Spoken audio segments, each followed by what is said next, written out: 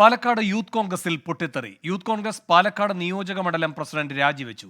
ഷാഫി പറമ്പിലിനൊപ്പം ഉണ്ടായിരുന്ന PS വിപിൻ ആണ് രാജിവെച്ചത്. നിഖിൽ പ്രമേഷ് പാലക്കാട് നിന്ന് ചേരുന്നു കൂടുതൽ വിവരങ്ങളുമായി. നിഖിൽ, എന്താണ് ഈ രാജിയിലേക്ക് നയിച്ചത്? ഗ്രൂപ്പ് പോരിനെ തുടർന്നാണ് ഈ രാജി എന്നുള്ളതാണ് പ്രാഥമികമായി മനസ്സിലാക്കാൻ കഴിയുന്ന കാര്യം. യൂത്ത് കോൺഗ്രസിന്റെ പാലക്കാട് നിയോജക മണ്ഡലം പ്രസിഡന്റാണ് ഇപ്പോൾ നിലവിൽ രാജിവെച്ചിരിക്കുന്നത്.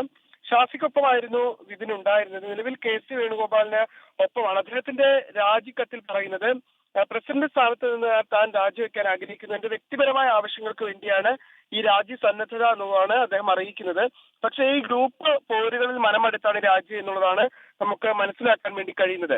ഇത് അംഗീകരിച്ചുകൊണ്ട് ഇദ്ദേഹത്തിന്റെ രാജി അംഗീകരിച്ചുകൊണ്ട് ഈ നിയോജക മണ്ഡലം പ്രസിഡന്റ് താൽക്കാലിക ചുമതല ജനറൽ സെക്രട്ടറി സതീഷ് തിരുവാലത്തൂരിന് നൽകുന്നതായി അറിയിച്ചുകൊണ്ട് ഒരു കത്തും ഇതിനോടകം തന്നെ യൂത്ത് കോൺഗ്രസിന്റെ കമ്മിറ്റി പുറത്തിറക്കിയിട്ടുണ്ട്. വേണു, നിഖിൽ പ്രമേഷാണ് പാലക്കാട് നിന്ന് വിവരങ്ങൾ നൽകിയത്.